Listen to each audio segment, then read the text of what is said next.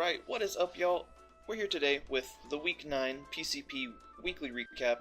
I am joined by no one, it is just me, and I just want to kind of expedite the process. A lot of work goes into managing the document, setting up different times where people in different time zones can come to do these things. So I'm just going to knock this one out. It's late, I got work in the morning, we're just going to shoot right through and get you guys some content as soon as possible, because it took all fucking week for these matches to get done, so we're a little bit behind. But you're probably used to that at this point, so whatever. So, we got Shawn versus Tim.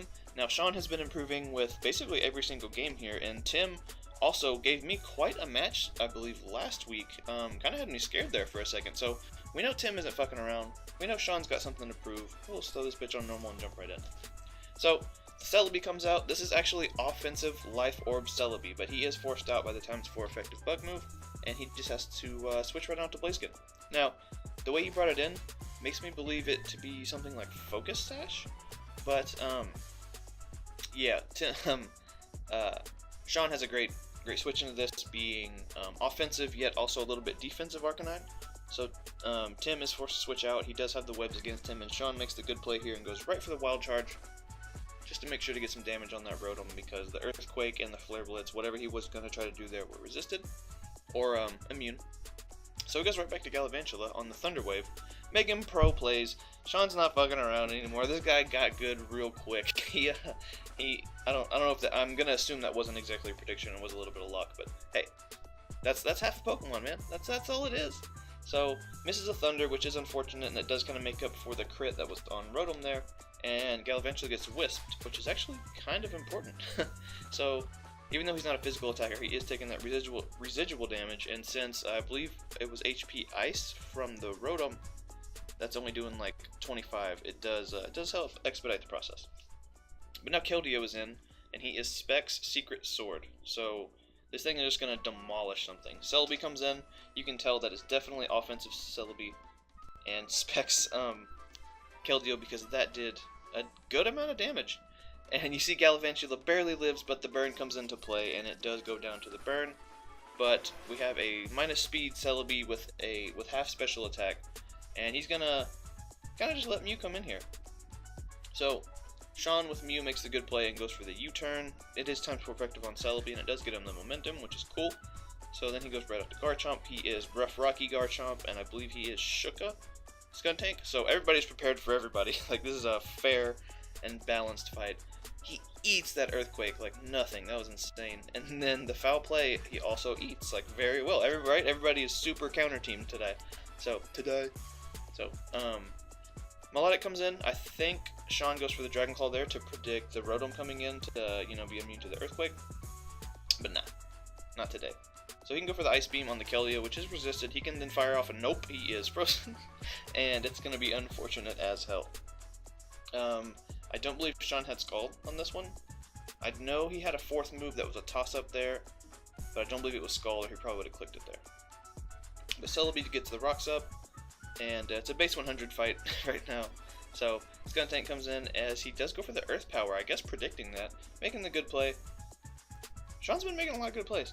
And then Rotom comes in, and I don't know if he thought it was like bulky support Mew and he would outspeed, but Genesis Supernova does just take that thing right the fuck on down. And Tim is not in a good position, because this can just die to a Psychic. And he's got to stall out those the Psychic Terrain turns so that he can come in and Sucker Punch this Mew. Now Leaf Storm does a dick load, but not quite enough to kill the Mew. And we see he is, we've already seen, but he's the Life Orb, so that plus the Terrain boosted Psychic is going to do a lot to the Onion there. And another Leaf Storm would kill the Mew, but he saves that differential and goes out into Fori. Now, Celebi is going to die to Life Orb here, so I think the play would have been going for Rocks or Spikes or something along those lines, but he does try, he wants those Rocks away AFAP, as fast as possible. And, yeah, so now, Shawn's kind of worst nightmare is here. Mega Mawil's there, and it is setting up Swords Dances. I say Swords Dances because he's still in. He didn't Volt Switch, so Fortress is still in versus this, which is basically set up fodder. And especially with something like Fire Fang, which it wouldn't even matter. You could hit that thing with Return, and it would probably die hit +4. But Arcanine does outspeed and can just go for the Flare Blitz and predicts the Sucker Punch, makes the good play once again, goes for the Will-O-Wisp, burns that Mawile, hindering its effectiveness basically for the rest of the game. Yeah, I don't think Melodic gets Heal Bell or anything. So Flare Blitz does take that boy down. Good boy. And he still has just enough health to be able to deal with the Melodic a little bit, so he can just go for the Wild Charge. Yeah, and do a solid 45%, putting the Melodic in range of another offensive attack. Now, Mew does have the Thunderbolt, but I think Keldeo Sacred Sword might have been the play here, because he is Spec, so there is going to be a bit of a stall game. Not more than like 3 or 4 turns, but just a little bit of recover spam, a little bit of T-Bolt. If Mew was getting leftovers recovery, it might be a different story, but he does just go for the Scald. Does not get the burn, and that's going to be the game because Thunderbolt definitely does 30% to Melodic. It's a Mew. I think he's modest too. So, good game to Shawn and Tim. Clean 3-0 in Shawn's favor.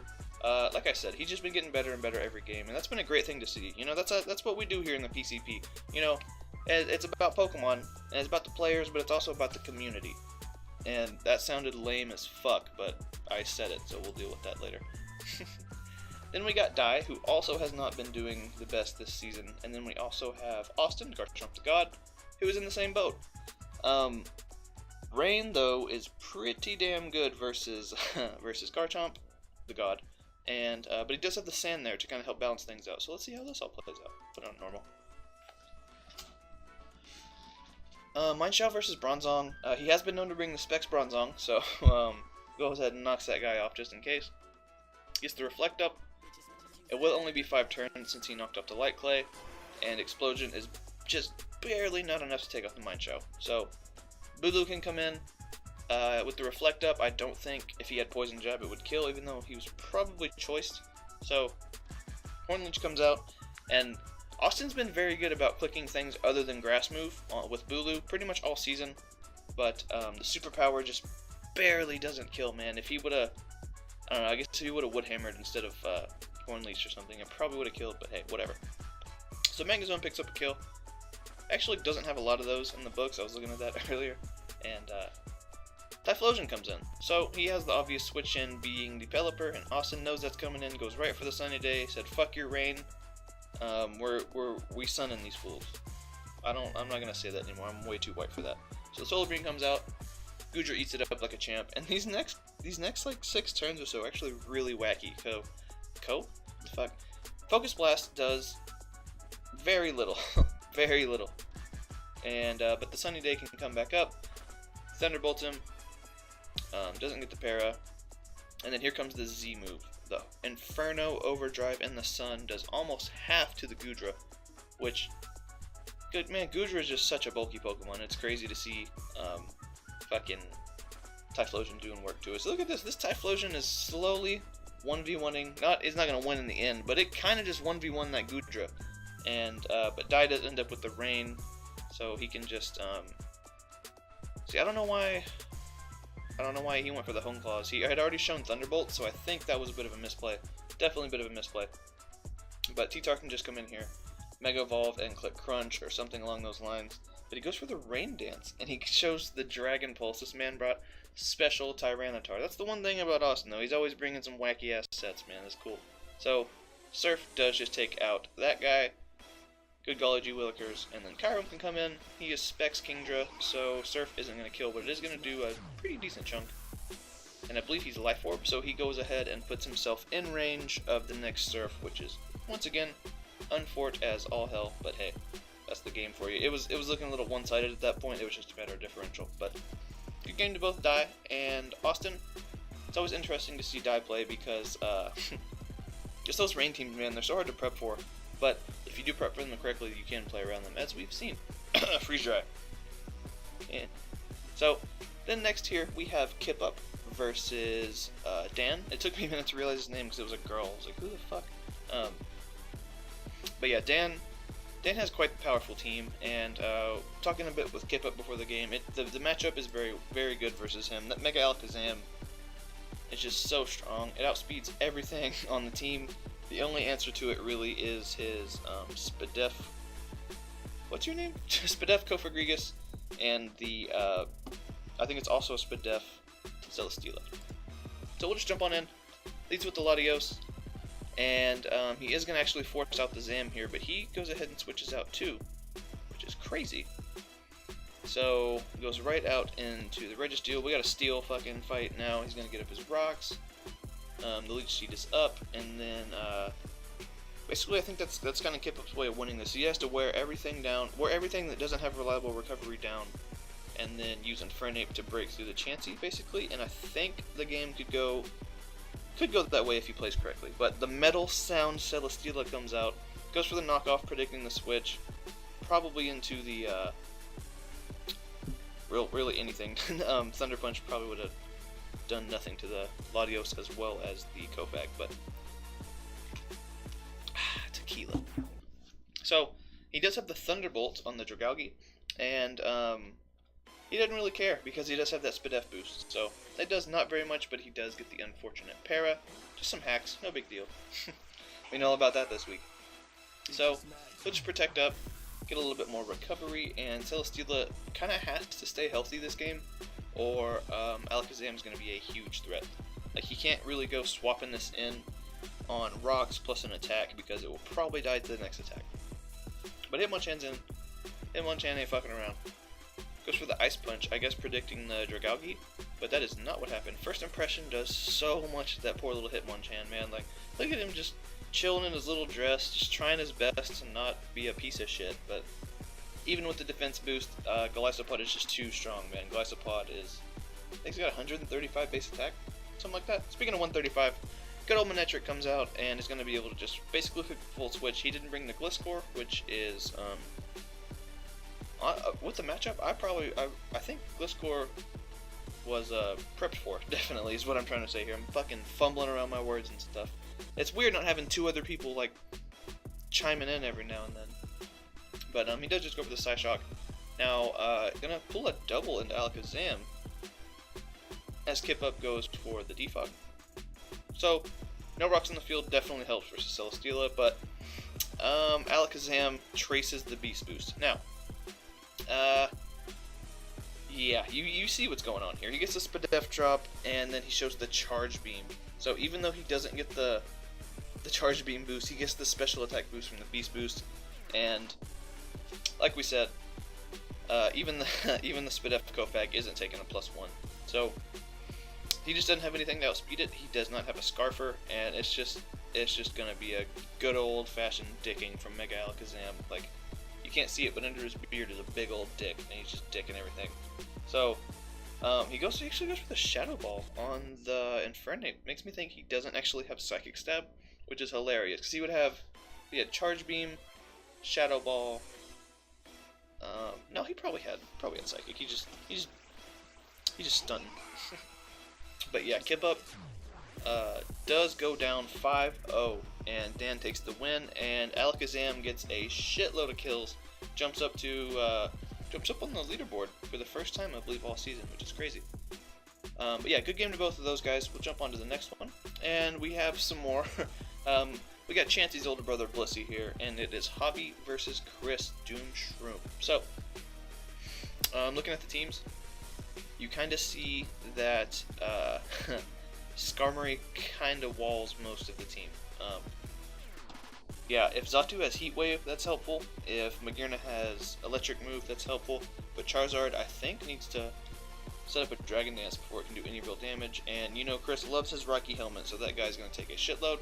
And he also has the Rhyperior there to deal with the Charizard. So, just stick it on normal and jump right in. Hobby thinks Delmise, which I thought was kind of crazy. And he's immediately forced out, and Chris goes ahead and predicts this and just goes for the U-turn, because why the heck not? He had a Skarmory right there, so even if he stayed in, you know, what's he going to do? So, makes a risky play, going right out into Xatu, either predicting rocks or an Earthquake, and then he is going to get up the Reflect, so he is, I guess he naturally outspeed anyways, but takes the Ice Punch, not well, but he takes it. And the second one does put him in range of one more attack, so he goes for the Tailwind. I thought he would, like, Roof Stall out and then go to something else, but that is not what happened. That Delmise can come right back in, but this was actually looking like a misplay because that Skarm is just right there. Watching this live, I was like, Hobby, please double, like, come on. Yeah, but he he's walled, and that Rocky Helmet is gonna fucking suck, and of course, it's Skarm, it's gonna set up the spikes. Javi's Rapid Spinner is, it's Dome-wise, which is a great Rapid Spinner, but it's just, in this matchup, it's just not necessarily fantastic. So, Skarmory can just set up, I think, all 3 layers of hazards. Okay, no, he roosts there, but now he's back at Sturdy. Dome-wise is forced to go for the Rapid Spin. Gets the Brave Bird off, which actually doesn't kill thanks to the Reflect. It would have came close to, I don't think it would have killed, but it would have came close. Definitely, it would have at least prevented the spin because, yeah, Rocky Helmet and whatnot. So, Zard comes in as another layer of spikes goes up, and this is where it kind of starts all going downhill. So, he goes for the D-Dance, but Chris knows how to work Skarm Bliss. This is week 9, he's not fucking around. And he can just kind of click Whirlwind. So he does go for the knockoff, knocking off the Rocky Helmet, which does make Charizard's job a little easier, but he's stacking those hazards, man, and it's just unfortunate as hell. So he goes out to Machamp, I think not one to take all 3 of the layers, but yeah, I think he's actually Scarf Machamp too. So Fire Punch is not, definitely not a 2-hit KO, but he does at least get the burn there, so there's some residual damage. That means no matter what, at the end of the turn, Skarmory cannot be at his Sturdy, which is always good to have. So he's kind of, I think he just has to pray for like 2 crits in a row. And the burn also makes it to where Brave Bird can't take out the Machamp. So Skarmory is just doing massive amounts of work versus his whole team, just walling everything, making everything take hazard damage, and he's roosting on the right turns. Chris is playing it well, and Javi is, he's just not having a lot of fun dealing with this. So he's at below half thanks to the hazards and the Flare Blitz. And then Gallade can come in and outspeed and basically just fire off a CC on something, so he does sack the Dhelmise. Respectable play. Respectable. He wasn't spinning anyways. Chris was a man, he'd SD right there. But Weavile will come in. He is banded Weavile and will outspeed and can kind of just click any move and get a kill here. Yeah, Icicle Crash does a shitload. Filter, what even are you? You know? Doesn't miss. We don't mess around here. And Weavile looks like he can definitely put in some work. But it's going to go down to a CC. He has to get the flinch, and he does not get the flinch. The close combat is going to take out the Weavile, and unfortunately, it's just looking bleak for Javi. So he just close combats the Magearna. I think Javi kind of needed to. Well, I guess he couldn't really switch out because I think everything else dies to hazards actually. So yeah, at this point it's basically over. Boom Burst does just sweep. One trick birdie. Only needs 1 trick. Okay, he didn't die from hazards, but he would have died from basically the attack. So Boom Burst takes out Charizard, and then I believe it's Machamp that dies to hazards. Yep, 20. Yeah. So the hazards in the Skarm, man, just came through clutch for Chris. That goes to show you, ladies and gentlemen, when you go up against Skarm Bliss, you gotta have some shit ready for that, man. You can't just bring any old team, or it's just gonna run through you. I always do that now. I used to never do that. What the fuck? But good game to Javi and Chris. Chris is climbing his way up, man. Chris is gunning for that 2nd place spot for sure. So is Dan, actually. Now, you've already seen this battle. You've probably already seen this battle. This is me versus Andre. We will leave it on fast, and we'll watch it from Andre's perspective. Now, he leads off with the Nidoqueen. Building for him, I just fucking knew this was going to be Shuka. But it's not Shuka, it is just Black Sludge. So I could have just Earthquaked there. That's why I went for rocks. I thought he would just get up his own rocks or something, or switch out, something along those lines. And I kind of just have to sack Hoopa. I gotta get that damage off on Scizor. And he goes right back in Nidoqueen and shows he's Black Sludge, and I was like, God damn it. Yeah, I guess I should have gone Mamoswine here, really, if I'm thinking about it. But hey, shoulda, woulda, coulda, on is my 2nd favorite game, and Pokemon's my 1st, so whatever. Lucky Burn on the Blaze Kick on the Shaman, and yeah, I pretty much figured he was leak cheating there, so I thought Roserade was pretty safe.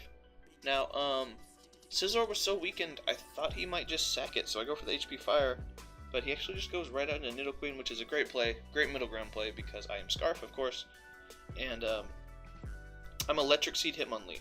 Now, he didn't bring Tapu Koko, so Hitmonlee is basically useless. I was like, fuck. But he is actually going to pick up a kill there. So I do have a little bit of bulk invested. I'm going to live a Sludge Wave because he Scarfs Salaza, which I did predict, so shoutouts to me. And but now we're in trouble because the yeah, good old Sizzy can just BP me, and we do learn a little bit about Scizor here too. So in the calcs, I thought he was bringing Spadef Scizor just because that's just a good set, and yeah, Zygarde actually doesn't do very well versus Max Fizdef Scizor, as we learned. That's not doing near enough, man. This is fucked up. Every turn is kind of a 50-50 because if I go for Dragon Dance on the turn he goes for Bullet Punch, I'm in a bad position. So I'm just kind of spamming, hoping for a crit, and I do not get a crit. He gets a crit, which is unfortunate as hell because I needed him to be at as low health as possible so that I could go in with Jolteon and just do something. You know, I needed him to, at this point, Jolteon's the only thing on the team that lives BP because I am pretty defensive. I'm like max modest, but I do have a lot of defense because I'm Scarf Jolteon. Lol. So I live the BP, and at this point I kind of just have to go for a crit para, full para, or some shit like that. But that's not what happens. At this point, it's looking bleak. I say bleak too much, but he doesn't click Bullet Punch. What the fucking fuck? Just fuckity fuck, man. And then I have to sack off Memo here. I was locked in HP Fire, that's no bueno, and yeah, at this point I know I've lost. I have to crit him with Sludge Bomb here, or he has to miss the Fire Blast. Is the only way I'm going to win. I don't get the crit, and he does miss the fucking Fire Blast. It is insane, dude. My luck is fucking insane. I'm Scarf Roserade. Shaman only needed to take rock damage to die to this. He's going down 81%, and I'm just bulky enough to be able to live the Ice Shard after a bit of prior damage. So that works fucking just amazingly. Cloyster has like 7. Cloyster and Kartana have the same amount of Spadef as far as I'm concerned. So it just goes down, no problem. And somehow, by the grace of Arceus, I win that battle. Holy fucking shit. I should not have won that battle. I'll say it again, I'll say it all goddamn day. I should not have won that battle. In my book, I lost that one. Like, in my head, that's kind of registered as a loss because I didn't play very well, and at this point it's late in the season. There is a chance I would play Andre again in playoffs, so I wasn't bringing the best possible team, but I definitely could have done better than that, so that's on me. But last but definitely not least, I need more fucking tequila before I can narrate this shit. Oh god. Oh wait. Nathan versus Pat. Now Pat is undefeated. Me and him are the only undefeated ones, as we like to mention every single time. And yeah, he goes against Nathan, and Nathan again hasn't had the best season, but he's still putting in work, you know. And if you look at Pat's team, it's kind of even balanced. They both have stuff that completely wrecks each other's team. Pat's liked to bring like Solar Beam and whatnot on his Entei, so Feeny isn't a good switch in anymore. Also, Zapdos is a huge threat to his team, and Diancie's just always fucked to deal with. So, whoa, I am sorry. That scared me.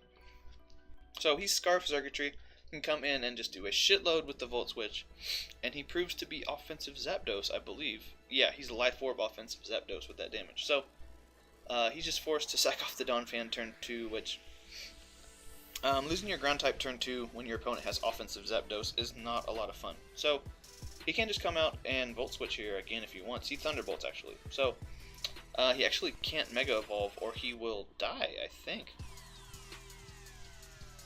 Yeah, he stays. Smart play. Definitely stays in Whatchajigger. So, misses the Diamond Storm as Nathan goes for the Calm Mind, predicting the switch. Diamond Storm does a little bit, but not a lot. Right? Because that makes sense. So he's at +1, and he is actually Wakanberry, so this Zapdos can't do enough damage, even with a crit, to kill the oddly named Tapu Fini. So he has to have something to take this surf. And fucking Entei, man, what is this, Assault Vested Entei or some shit? It takes +1 surf like nothing. Well, with 1%, but you don't expect you to live. I know Entei's a bulky bitch, and he's got like great HP and stuff, but good god. So Nathan gets the Veil up, and he knows that the Hail will kill Entei, so he's not too worried about it. The thing could have been a problem. It can just if it's like Bandit or something, you can just sit there and click Sacred Fire all day. But with the Hail up, this guy can do quite a lot of work. So that last play, I remember sitting there looking at Nathan, basically wondering if he should click SD or Earthquake, and it's risky because Jirachi does get Drain Punch, and I'm pretty sure Pat knows his team is pretty weak to Sandslash, so if he was Scarf with, or shit, that didn't even have to be Scarf, could have been like Z-Move or anything. With the old, with Drain Punch, that would have been a bad time for Sandslash. Don't think it would have killed, but it would have done a lot of damage. So he gets ballsy and goes right for the SD. Zapdos is going down. So Hail this turn, he could SD again if he wanted. Not really, don't do that. But, yeah. Now Necrozma's here. Oof. Necrozma doesn't die to the +2 Life Orb Icicle Crash. That is a bulky Pokemon, but it is a stored power set, so he's not actually able to do really anything to this guy. And then Nathan misses an Icicle Crash, of course, and the Iron Defense and the lefties do come in play. So 26%, no longer Hail, so he does outspeed, but it does nothing. Behind that Veil, man, there's just not much you're going to be able to kill the Sandslash with that isn't fire or fighting. But he has been whittled. And the good old Minior, actually, Pat said was supposed to be Focus Sash, but I guess it didn't transfer. Pat was in kind of a hurry. He's going off on a big, I think he's in the Air Force or something. Yeah, he's definitely in the Air Force. That's what he's doing. So, yeah, he had some Air Force emergency bullshit, whatever. And he actually gets swept by a Alolan Sandslash, which is fucking insane. Nathan, the fucking Titan Slayer, takes out one of the two undefeated people. I basically should have, I pretty much lost this week, like, let's face it. And then Pat also loses this week, so that is crazy, man. I need more tequila after this, good God.